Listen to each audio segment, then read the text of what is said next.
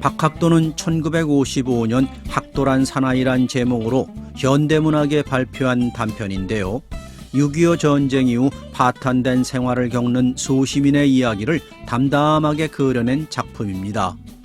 따뜻한 온정과 선의를 예찬하는 작가 오용수의 대표작 박학도.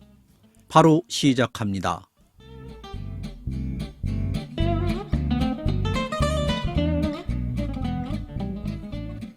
감기약을 먹고 자리에 들어 막 잠이 들려는데 장영! 귀설은 소리다. 누구시오? 이댁이 장철이 댁 아니요? 철은 잠옷자락을 여미면서 네, 맞습니다. 그 누구시오? 무엇이 이리 도도하노? 좀 나와봐라. 분명 아는 사람이긴 한 모양인데 철은 연신 고개를 기웃거리면서 현관에 나섰으나 행색이 초라한 사나인 역시 기억이 없었다. 장철이요, 어째 찼소? 사나인 그렇게도 성급히 굴던 것과는 아주 딴판으로 씩 이빨을 내고 웃으면서 날 모르겠나? 철은 사나이의 몰골을 다시 한번 훑고 나서 글쎄. 그러자 사나이는 띠 언저리가 땀으로 해서 얼룩이진 중절모를 손가락으로 약간 밀어 올리고는 이래도 모르겠나? 사나인 그만 철의 손을 덥석 잡아지곤 학도다, 학도. 학도? 이런 제기, 태눈이 박혔나? 박학도를 몰라? 박학도. 순간 철의 기억은 27, 8년의 시간을 거슬러 200여리의 거리를 뛰었다. 사방으로 산이 둘러싼 조그만 촌읍, 200년을 더 묵었다는 포구나무 밑으로 검은 기와에다 회치를 한 6 교실. 길쭉한 얼굴에 눈이 껌뻑하고 콧대가 쭉 선데다 인중이 긴 아이. 점심 찬으로 쇠고기 담북장과 계란 부치미를 가지고 오던, 그리고 그림 시간엔 언제나 철에게 타작을 받고 장난이 심해서 일수 벌을 서던 박찬봉 막내 아들 학도. 그렇다, 분명 학도다. 아니, 이 사람아, 이게 글쎄 어서 좀 올라오기나 하라고. 헤헤 참. 그래, 이게 글쎄 몇 해 만인가? 영 몰라보겠군. 난 그래도 첫눈에 알겠던데. 학도. 이렇게 마주 앉고 보니 역시 어릴 때 모습의 하나하나가 더욱 되살아나는 것이었다. 근 30년 전의 국민학교 동창. 사람이란 이런 경우 나이 40이건 50이건 대개는 어린 시절의 회고로 돌아가는 것이 일수다. 그것은 현재가 불우하면 할수록 더욱 그렇다. 학도 역시 그랬다. 그러나 철은 학도와 같이 즐거운 회고만에 잠길 수 없었다. 차라리 잊어버리고 싶은 떳떳하지 못한 어린 시절의 철없는 이야기보다 학도의 그 후의 이야기가 더 듣고 싶었고, 지금은 어디서 무엇을 하고 있는지 그것이 더 궁금했다. 그러나 학도 이야기는 언제 끝날지 몰랐다.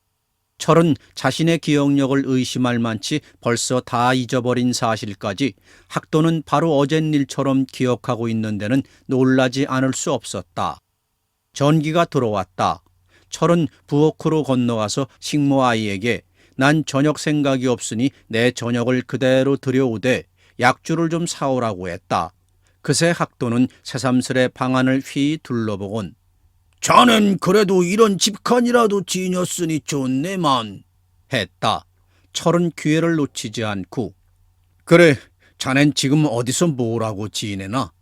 어떻게 그 뭐고 엉망진창이다. 그러고는 일본서 해방되고도 2해를 망설이다 나와보니 해먹을 것이 없이 나온 것을 되레 후회한다는 것, 영도에 겹방을 하나 얻어들고 구제품으로 나온 옷가지를 받아 팔아봤으나 생활도 되지 않고 게다가 그 겹방마저 내쫓기게 됐다는 것, 이 앞에 홀 늙은이 아랫방을, 그것도 장사하는 늙은이라 집을 봐주겠다는 조건 밑에 얻어들었다는 것, 고향 친구를 만나 자네가 여기 있다는 말을 듣고 찾아왔다는 것이다. 저녁이 들어왔다. 학도는 옛날 접장식 평발을 치고 헛기침 섞어 상을 받으면서 허허, 이거 한밥에 안 됐는데. 하고는 얼른 약주 주전자를 들고 자, 오게. 아니 난 감기가 들어서 근데 안 됐네만 난 좀 누워야겠어. 에이, 그렇지만 이 사람아. 내 걱정은 말고 어서 들게. 학도는 약주를 연거푸 석 잔을 따르고 나서 비로소 숟갈을 들었다. 수저가 바쁘게 움직이고 찬그릇이 모조리 비워져 갔다. 맹렬한 식욕이었다. 모로 누워 바라보는 철은 학도의 이 맹렬한 식욕이 한편 부럽기도 하고 한편 또 슬프기도 했다. 학도는 숟갈을 놓고 주전자를 흔들어 남은 술을 마저 따라 마시고는 아, 잘 먹었네. 그야말로 한밥에 찬도 없이 학도는 조금 전에 그 기진한 흔적도 없이 금세 얼굴에 화기를 띠면서 무슨 벼락 맞을 소릴다. 그러고는 꾀재재 때 묻은 손수건을 꺼내 이마에 괜 땀을 닦고 입 가장을 훔치고 코를 짜내면서 숭늉을 들여온 식모아이를 보고 설거지하기 좋으라고 다 비워심대.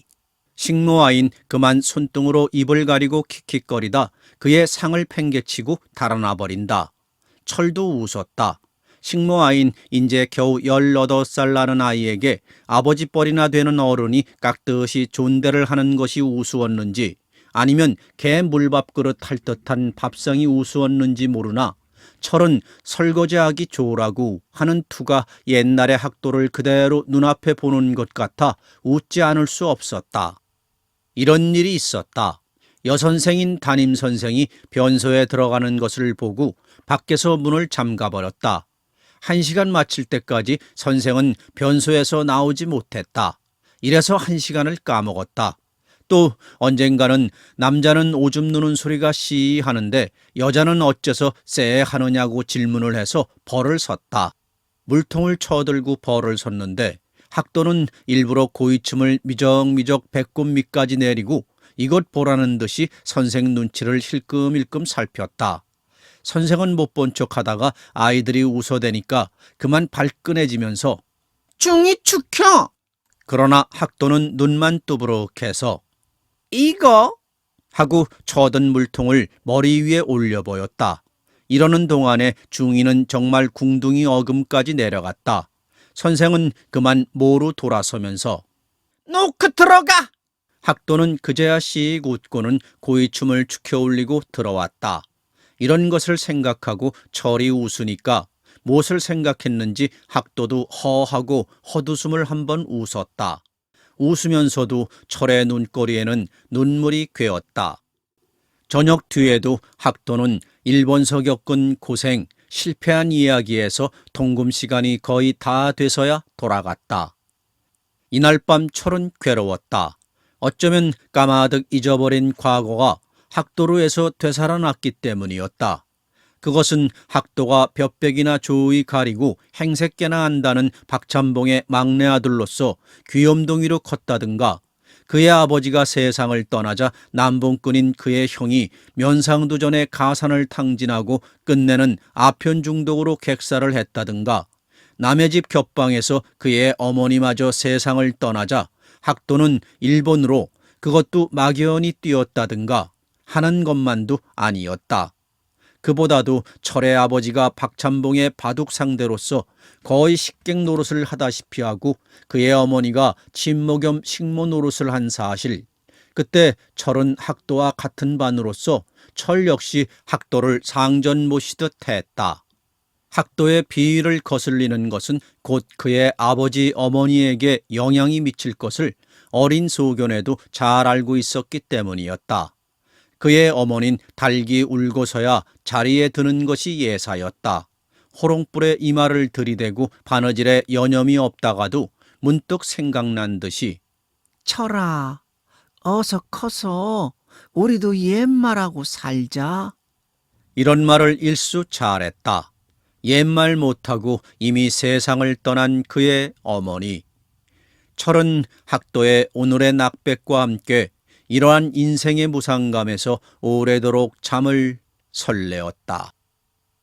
학도는 이틀거리 사흘거리로 왔다. 집안 식구들도 오면 왔거니 가면 가거니 할 만큼 무관해졌다. 별 할 일 없이 왔다가는 일본서 겪은 실패담이나 늘어놓고 갔다. 대개는 약주를 사거나 끼니 때는 밥을 먹고 갔다. 어느 날은 문간에서 개가 짖어대고 사이사이 들리는 말소리가 분명 학도였다. 학도는 개를 무척 좋아는 하면서도 잘 놀려댔다. 철은 또 시작했구나 하고 미닫이 사이로 내다보니 역시 학도가 술이 얼근이 돼서 다 모지라진 고불통이를 물고 개와 실랑이를 하고 있다. 야, 친구. 한두 번 보는 사람도 아니고.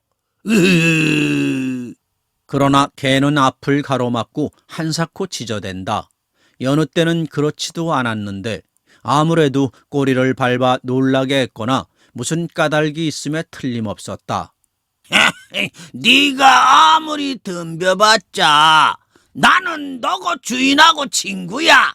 친구. 이러고 학도가 두어 걸음 들어서면 개는 두어 걸음 물러나면서도 자칫하면 중이가랑이라도 물어뜯을 기세다.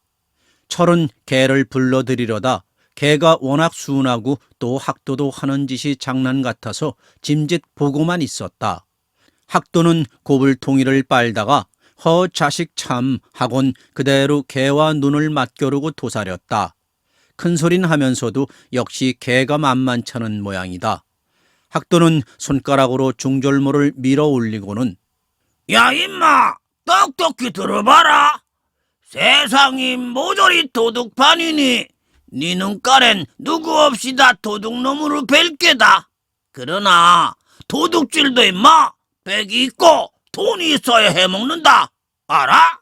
개가 목에 벼룩을 터느라고 짖기를 좀 멈추자 내는 백도 없다. 돈도 없다. 그러니까네 도둑질도 못해 먹는다. 그러니까 도둑놈이 아니란 말이야. 알았나? 그러고는 훌쩍 개를 앞질러 현관문을 와르르 열어젖혔다. 철은 일부러 그 누구요 해봤다. 그러자 학도는 학도 아니고 봉도 아니고 강산 두rum이라 코는 기라. 이러고는 성큼 들어서면서 아이, 저 자식 말이야. 저 자식이라니 누구? 저 개자식 말이야. 왜? 개가 어쩌든? 그 자식이 오늘은 눈깔이 뒤집혔는지 그 지랄이야. 개가 안 짖음 그놈 게 어디다 쓰나? 근데 술은 어디서 먹었어? 돈이 없어 그렇지. 술이야 뭐 어디 없을라고. 철은 보돈 책을 도로 집어들었다. 학도는 고불통에 재를 떨어버리고 책상 위에 놓인 권련을 붙이면서 오늘 역시 고향 친구인 모모를 찾아갔다가 문간에서 쫓겨났다는 것이었다. 그래 가긴 뭐하러 갔던? 고향 친구를 찾아보는데 뭐가 다 있나? 철은 페이지를 넘기면서 마음속으로 그놈이 친구를 아는 놈인가 했다. 학도는 담배를 뻑뻑 빨다가 실은 3,000원만 있으면 새 식구 입지닥거리 할 게 있는데 좀 둘러달라고 갔지. 했다. 3,000환으로 몰에서 세 식구가 먹고 산담? 학도는 대답 대신 혼잣말조로 뭐 돈 문제인가? 돈 문제면 미안하네. 요새 쩔쩔매는 판이네. 다음에 보세. 그러고는 차를 타고 나가버리잖아. 그래서 홧김에 한잔 했지. 쟤놈은 말이야 3,000원이면 한 자리 차값 아닌가? 한 자리 차값으로 친구 식구 셋이 연명할 수 있다면 그거 좋은 일 아닌가? 자식이 돈을 더럽게 벌었거든 쓰기나 옳게 써야 할 텐데 만날 그 옥란인가 하는 기생년 끼고 이 더러운 자식. 철은 듣다 못해 야, 그 못난 소리 좀 작작 해라. 못난 소리? 그럼 잘난 소리 좀 해봐라. 아, 더럽게라도 돈 좀 벌어서 옳게 좀 써보라고. 이렇게 탁 핀잔을 주기는 했으나 그것은 마치 때린 남의 집 아이보다 맞은 내 집 아이를 되조박는 것 같은 그런 심사였다. 낮에도 어둠만 타다니는 살쾡이 같은 모모놈이나 닥쳤던 게 우울 쳐다보듯 멍하니 차 뒷골만 바라보다 터덜터덜 걸어 나오는 학도의 넝마 같은 꼴이나가 뒤범벅이 되어 철의 맘속은 선술 궤듯했다. 학도는 한동안 말이 없다가 개새 제기 사면초가네. 그러고는 일어섰다. 철은 가나오나 말도 없이 책에만 눈을 받고 그러나 딴 생각에 잠겨 있었다. 언젠가 철은 학도 아버지에게 세배를 갔다. 그때 박찬봉은 철과 학도를 나란히 앉혀놓고 철에게 네 아버지와 나와 같이 너희들도 의좋게 지내라. 넌 공부도 월등 잘하니 학도를 잘 가르쳐줘라. 커서도 형제같이 지내라. 알았지? 하고 동전 몇 푼을 주었다. 이 돈으로 그의 어머니는 그토록 반색을 하면서 바늘과 실을 산 일이 있었다. 학도가 문을 열고 나가자 철은 내일쯤 한번 들러보라고만 했다. 다음 날 철은 학도에게 3,000원을 내주면서 무엇을 하는진 모르겠으나 제발 새 식구 입치레라도 될 수만 있으면 그만 다행이 없겠다고 했다. 학도는 이 말을 한번 치고는 정강이를 꿇고 머리를 숙이면서 행님 고맙소. 인간이 어쩌면 저렇게도 비굴해졌나 싶어 철은 그만 뺨이라도 갈겨주고 싶은 것을 아니 나이 1살 위면서 형님이라니 에헤이 모리는 소리. 나이가 문제가 아니라 하는 짓이 위니까 행이라는 게야. 아예 그런 망령된 소리 말어. 그러나 학도는 연방 벙글벙글하면서 꼭 이잘 붙여 갚겠노라고 하고 돌아갔다. 며칠 동안 학도는 보이지 않았다. 철은 학도가 무엇을 시작했는지 궁금했다. 학도가 하는 짓이니 무엇을 했겠거니 3,000원을 가지고 한 대자 무엇을 하려니.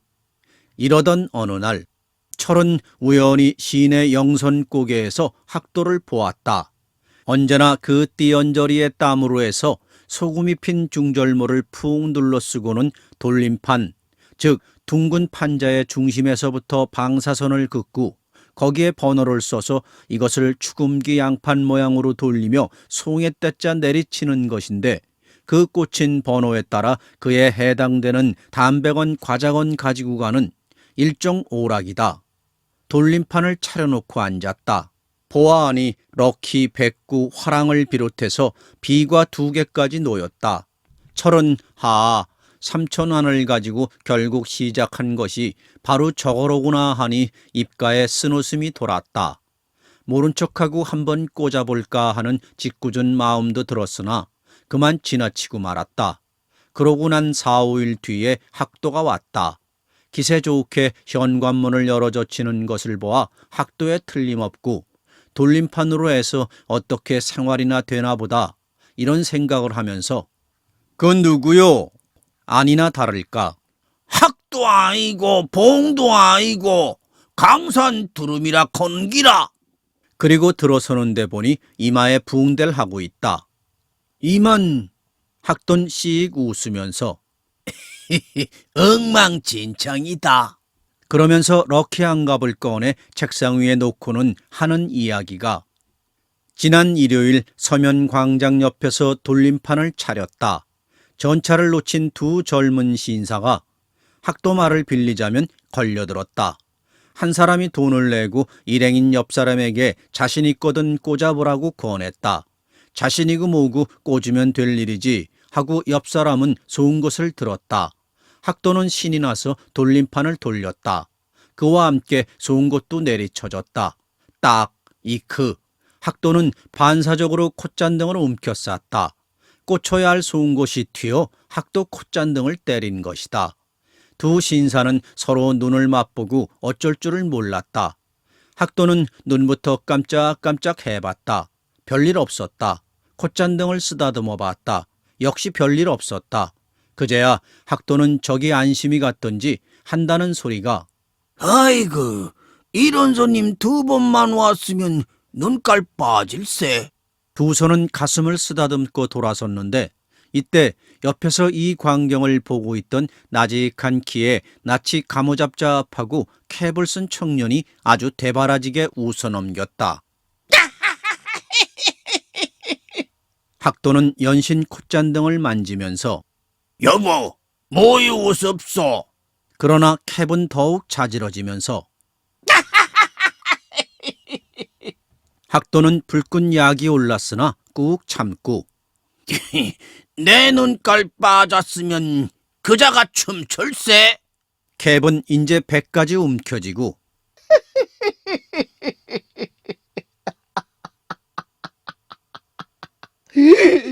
아이고 배야. 학도는 그만 중절모를 휙 벗어던지고 일어섰다. 자식이 한 대 맛을 볼 테니. 그와 함께 고개를 모으르 꺾어 캡의 두상을 향해 이것도 학도 말을 빌려 난달치기로 내리박았다. 꽝! 한참 뒤에 정신을 돌렸는데 보니 캡은 간 곳이 없어졌고 옆 광고판 기둥에 이마만 호되게 박아 피투성이가 되었다. 그래서 세반을 꿰매고 사흘째 병원을 다녔는데 그동안의 미천도 다 날려버렸다는 것이었다. 철은 쓴웃음을 지으면서 그럼 이 럭키한 값이 바로 3,000원짜리군 하자 학도는 저도 모르는 새 손바닥으로 이마에 꿰맨 자리를 치고는 아찌찌하고 쩔쩔매는 꼴이 철은 우습다기보다 되레 우울했다. 그래, 자네 고된 좀 하나? 일본서 하긴 좀 했는데. 아이고야, 그놈 날세대 언제 빠졌는지. 잠옷 감탄조다. 그럼 돌림판도 날리고 어떡할 참이야? 뺑기칠이라도 하루 다녀야지. 할 수 있나? 뭐라도 하긴 해야지만. 이날 학도는 저녁을 먹고 가래도 기억 후 사양을 하고 갔다. 며칠 뒤 어느 날 밤이었다. 철의 아내가 여보, 그 학도 아니고 봉도 아니고 그 사람 어떻게 된 사람이요? 어떻게 되긴 국민학교 동창이지. 왜? 40계단을 막 올라서는데 누가 아주머니 아주머니 하고 부르지 않어? 그래서 돌아보니 바로 그 사람 아니요. 그래 차 한잔 먹자는 구려. 바빠서 실례하겠대도 앞을 막아서서 비켜주나요? 지나는 사람들이 무슨 시비나 하는 줄 알고 힐끔힐끔 돌아보지. 내 창피해서. 무슨 사람이 그리 오절도 없어? 차를 사준데도 이러니? 여보, 차 한 잔이 뭐 그래 대순 줄 알아? 차를 산데도 사람 나름이지. 웬통 뺑키투성이가 돼서 거지 중에도 산 거지야. 그 꼴 해가지고 다방에 들어가 봐요. 글쎄, 차도 옷차림이나 꼴 보고 판다던. 이단 만나더라도 제발 아른 척 말라고 좀 일러줘요. 늘 신세를 지는 친구 부인에게 예를 차리느라고 그러는 게야. 아, 시래. 그런 예고 뭐고. 그의 아낸 손까지 내젓는 것이었다. 그러나 철은 그의 아내의 학도에 대한 일종 허영에 가까운 모멸의 태도를 그대로 보고 넘길 수는 없었다. 철은 보던 책을 덮고 담배를 붙이면서 근데 지금까지 학도에 대해서 별 이야기도 안 했지만 결코 악인은 아니야. 철이 이렇게 정색을 하자 그건 나도 알아요. 그저 사람이 좀 고향서 클 때는 그렇지도 않았는데 어쩌다 가온이 비끄러져 일본으로 뛰긴 했으나 얘기를 들어보니까 갖은 고생이라기보담 실패야. 실패의 연속이야. 뭐 여관 뽀이 노릇도 했고 카페 뒷설거지꾼 노릇도 했대. 지금도 왼편 머리에 밤알만한 흉터가 있잖아. 왜? 그게 바로 카페에 있을 때 불량패가 주정하는 것을 가로맡아 덤비다 맥주병으로 얻어맞은 짝구래. 그래서 지금도 그놈의 모자 죽자고 안 벗거든. 그 다음엔 목욕관에 화부로 들어갔는데 여탕 판자에 구멍을 뚫고 들여다보다가 등줄기를 얻어맞고 쫓겨났다나. 난 무슨 얘기라고? 시시하게. 그 다음엔 또 인삼장사를 했는데 도라지를 모르고 속아 샀더래. 그래서 저도 미천이나 빼겠다고 어느 백정촌 네 집에 외상으로 줬다나? 그 다음에 수금하러 가니까 주인놈이 도라지 값이냐 인상 값이냐 하기에 물론 인상 값이다라고 했다나? 그러니까 주인놈이 하고는 벽장에서 한 발이나 되는 일본도를 꺼내들고 바로 정안을 노리면서 야잇하는 바람에 그만 혼비백산, 가방이고 뭐고 내던지고는 심리박까지 달아났대. 그 다음엔 또 아이 듣기 싫어요. 가만. 이렇듯 그는 모두가 실패야. 앞으로도 그럴 게야. 난 학도를 볼 때마다 괴로워. 아마 학도 자신보다 내가 더 괴로운 것 같아. 학도는 결코 악인이 못 되는 것, 자신의 불행을 불행으로서 인식 못하는 그 낙천적인 성격 자체가 불행이요 비극이야. 그러니까 학도 자신보다 학도를 바라보고 괴로워하는 내 자신이 더 불행인지도 몰라. 무슨 소린지. 그럼 결론으로 내가 적지 않이 신세를 진 친구란 것만 알아두라고. 이런 얘기가 있은 다음 날 학도는 싱글벙글하면서 들어오더니 다짜고짜로 넥타이를 하나 달라고 했다. 뺑기장이가 넥타이를 해서 뭐 하느냐니까 취직을 했다는 것이다. 그 반가운 소식이군. 그렇다면 넥타이 하나쯤 축하로 사도 좋은데 뺑기는 그만뒀나? 말 말게. 2층 꼭대기에 발판을 메고 석가래를 칠하라네. 할 수 있나? 올라갔지. 올라가긴 했는데 이야 발밑이 바로 저승이 돼. 눈이 빙 돌고 다리가 떨려. 아버지가 되살아온데도 그건 못할 노릇이야. 그럴 줄 알았어. 그런데 취직은 그건 나중 알 게고 매던 곳 있거든 하나. 하는데 철의 아내가 눈웃음을 하고 나오면서 요즘번 실례했습니다. 사실은 좀 바쁜 일이 있어서요. 학도는 버릇인 이 말을 또 한 번 치고는 잘했지요. 나중 보니 돈이 30판밖에 없지요. 아니 돈이야 누가 내든. 근데 아주머니요, 장군 매던 넥타이 하나 주소. 취직을 하셨다는데 새 걸 사드려야지. 매든 걸 어떻게. 괜찮습니다. 아무거나 하나 주소. 철의 아내가 자리를 뜨자 철은 대관절 취직은. 학도는 씩 웃으면서 낮은 소리로 모소 수사계 일을 보게 됐어. 근데 한 달에 말이야 2서너 건만 물어다 주면 된다. 그럼 바로. 쉿! 철의 아내가 넥타이를 가지고 나왔다. 모두 이렇구먼. 골라보세요. 학도는 그중 무늬가 제일 화려한 것을 하나 골라 들고는 기름때가 반질반질한 국방색 샤스에다 매기 시작했다. 아무리 잘 보려도 그 샤스에다 그 넥타이는 어울리지 않았다. 그러나 학도는 넥타이 고를 쓰다듬고 누르면서 어떻노? 철의 아내가 웃으면서 젊어지셨네. 그런데 넥타이 고는 왜 자꾸 눌러요? 그러나 학도는 연신 빙글대기만 하면서 또 한 번 이 말 치고는 가버렸다. 그 뒤 학도는 근 열흘 동안이나 소식이 없었다. 철의 내외엔 볕살이 따스한 툇마루에 나앉아 신문을 펴고 여기저기 전하는 꽃소식 기사를 읽고 있는데 아이를 업은 낯선 여인이 머뭇머뭇 들어왔다. 여인은 좀 어색한 말투로 이 댁이 장 선생 댁이냐고 한다. 그렇다고 하니 여인은 종이 쪽지를 내놓고 모로 돌아서 고개를 떨어뜨려 버린다. 쪽지는 학도가 보낸 것이었다. 나흘째 똥이 끓도록 앓고 누웠다. 저승길이 눈앞에 훤하다. 쌀 있거든 두어 대 보내주게. 철은 쪽지를 읽고 나서 왜 어디가 어떻게 아프냐고 물어보려다 곧 가겠다고만 했다. 여인이 고개만으로 인사표시를 하고 나가자 철의 아내가 여인의 뒷모습에 눈을 주면서 부인이냐고 물었으나 철 역시 학도 부인이라고는 본 적이 없었다. 여인은 한껏 해야 28, 어딘지 때를 벗은, 더구나 고개를 수그린 목덜미가 희고 귀여웠다. 그의 아낸 아무래도 천둥이로 큰 사람은 아닌데 하고 동정인지 호기심인지를 마지 못했다. 철은 쌀 몇 대를 식모아이에게 들려갔다. 처음 가는 집이나 쉽게 찾을 수 있었다. 추녀에 달아붙인 모방 부엌엔 아까번 여인이 그대로 경황 없이 서 있었다. 철은 여인에게 쌀을 내려주고 방으로 들어갔다.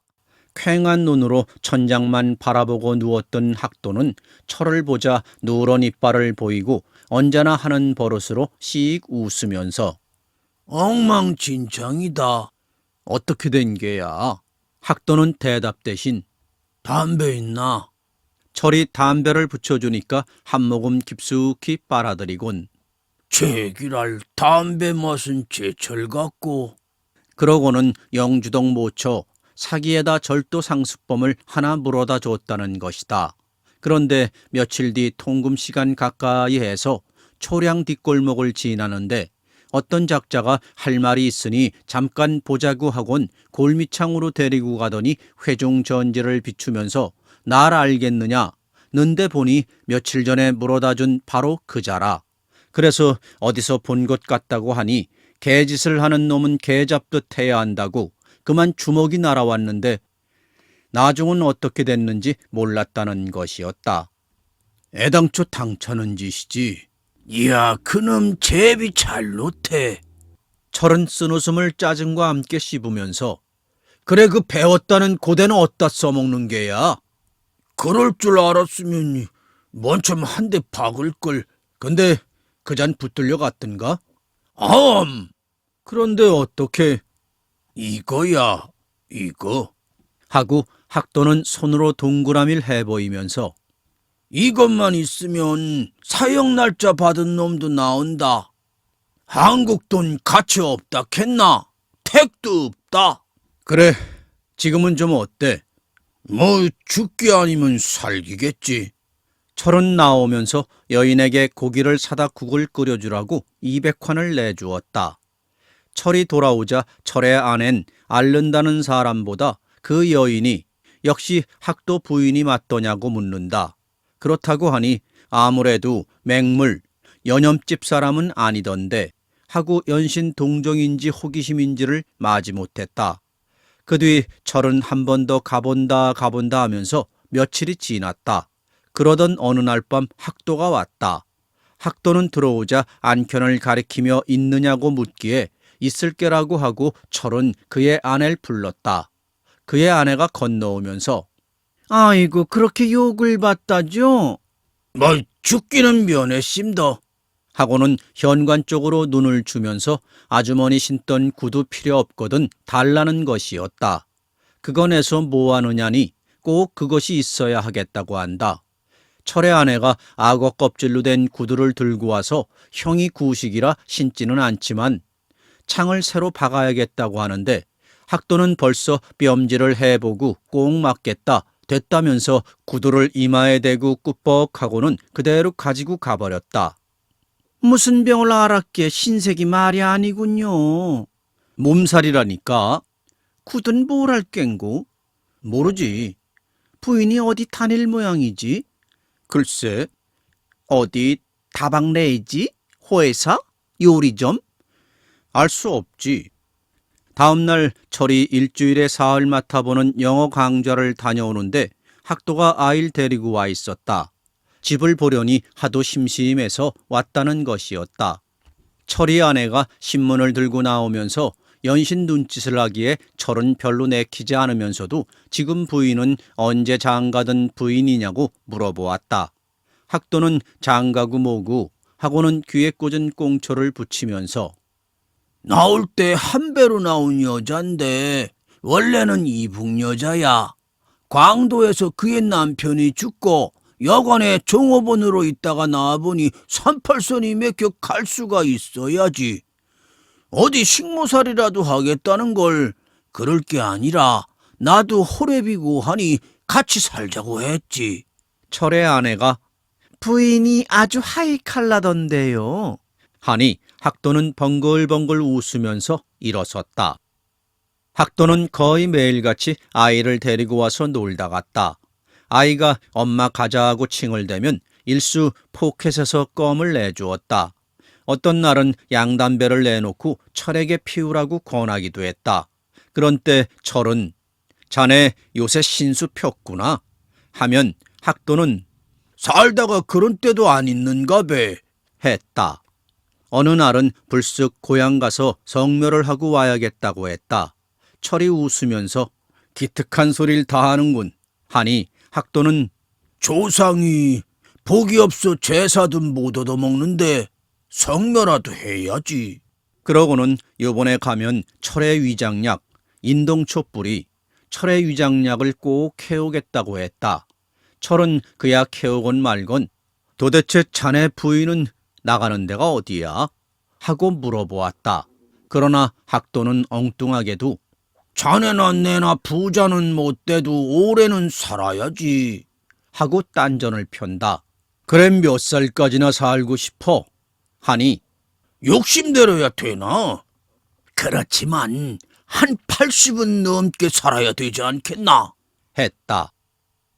다음 날 학도는 툇마루에서 가위를 들고 거미부터 진창이 된 아이 머리를 베어주면서 이놈아 아직 출생신고도 안 했는데 어쩌면 되노? 몇 살인데 태근 4살이지. 혼인계는 돼 있나? 없지로. 그럼 혼인계부터 해야지. 혼인계하고 살고 싶지 않다. 괜한 소리. 학도는 가위질하던 손을 멈추고 철에게로 얼굴을 내밀면서 우리끼리 하는 말이지만 내 나이보다 10살이나 미치다. 한창 그럴 때가 아닌가 배. 그렇다고 해서 돈으로 호강을 시킬 수도 없고. 10살 차이야 보통 아닌가? 학도는 해질 무렵에서 자 인나라 가서 또 한 술 끓여 먹자. 하고는 일어섰다. 괜한 소리 말고 혼인계부터 빨리 하라고. 이틀을 거르고 사흘째 되는 날 아침 일찍이 학도가 아이를 들쳐업고 찾아왔다. 눈꺼풀이 부숭하고 약간 긴장된 얼굴이다. 형님, 아이 사람이 돌았나? 아침부터 날 돈 1,000원만 줘. 뭐 하는데 1,000원은? 건 묻지 말고 내 죽으면 부의하는 셈 치고 1,000원만 줘. 아이 사람이 아무래도 돌았어. 별소리를 다 하네. 있거든 빨리 줘. 철은 그의 아내의 핸드백에서 얼마를 더 꺼내 1,000원을 맞춰주었다. 학도는 눈을 지그시 감고 단추를 끌러 돈을 안 포켓 속에 접어놓고는 돌아섰다. 문간에 나서면서 학도는 힐끗 돌아보는데 철과 눈이 마주치자 엉망진창이다. 그러고는 씩 웃는 웃음이 뭔지 여느 때와는 다른 자조적인 그런 웃음이었다. 철은 학도의 태도가 종일 궁금했다. 혹시 고향의 성묘를 갔을까? 그렇다면 그 무슨 뿌리를 캐오겠다든지 무슨 말이 있었을 텐데 아무래도 석연치 않아 철은 해질 무렵에서 학도를 찾아가 봤다. 전과 다름없이 어수선한 방엔 낡은 분홍 커튼이 걸려 있을 뿐이었다. 윗방 늙은이에게 이 방 사람들 어디 갔느냐니 늙은인 왜 찾느냐고 되묻는다. 내 잘 아는 사람이라고 하니 늙은인 좀 더 가까이 오면서 아이 갔어 하고 손짓을 한다. 어딜 말이오? 늙은인 한 발 더 가까이 다가서면서 이 집 안양반 양갈보 하다가 껌둥이 얻어서 어제 인천 갔어. 인천. 철은 아차하면서 아니 할머니는 어떻게 그걸 이 앞에 또 양갈보 하는 여자한테 들었어. 바깥 양반도 오늘 어린 거 없고 안양반 찾아갔어. 아이를 들쳐업고 어느 외인부대 철조망 안을 기웃거리고 있을 학도가 눈앞에 선하다. 철의 입에서는 부지 중에 이런 소리가 튀어나왔다. 엉망진창이다.